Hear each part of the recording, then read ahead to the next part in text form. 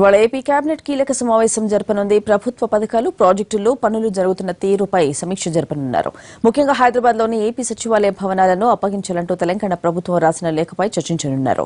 AP Bhavan తరహాలో హైదరాబాద్లో ప్రత్యేక భవన్ నిర్మించి ఇచ్చాకే సచివాలయ భవనాలు అప్పగించాలని కేబినెట్ సూచించే అవకాశం ఉంది.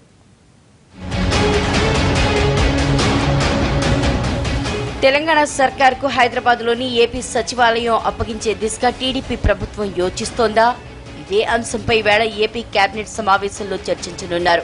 భవనాల అప్పగింత విషయంలో ఓ నిర్ణయానికి వచ్చే అవకాశం ఉంది. దీనిపై కేబినెట్ భేటీలో నిర్ణయం తీసుకుంటామని ఇప్పటికే గవర్నర్కు చంద్రబాబు తెలిపారు. మరోవైపు వారం రోజుల వ్యవధిలో మూడోసారి గవర్నర్ నరసింహన్తో భేటీ అయ్యారు తెలంగాణ సీఎం కేసీఆర్. రాష్ట్ర విభజన సమయంలో ఏపీకి కేటాయించిన భవనాలు తిరిగి తెలంగాణకు ఇప్పించాలని కోరారు. గత వారమే కేబినెట్ నోట్ను సీఎం స్వయంగా గవర్నర్కు ఇచ్చారు.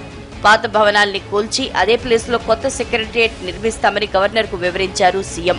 సచివాలయంలో ఏపీకి కేటాయించిన భవనాలు తిరిగి ఇస్తే హెరిటేజ్ భవన్ సర్దుబాటు చేస్తామని గవర్నర్కు తెలిపారు సీఎం కేసీఆర్. అదే విషయంపై మరోసారి గవర్నర్తో చర్చించారు ముఖ్యమంత్రి.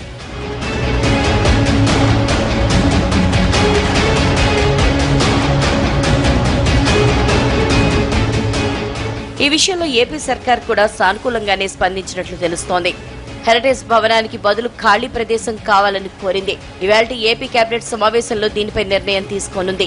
అలాగే పేదలకు గృహ నిర్మాణం, సాగునీటి ప్రాజెక్టుల పురోగతి, పేదలు మధ్యతరగతి వర్గాల ఆధీనంలోని స్థలాల క్రమబద్దీకరణపైన చర్చించనుంది ఏపీ మంత్రివర్గం.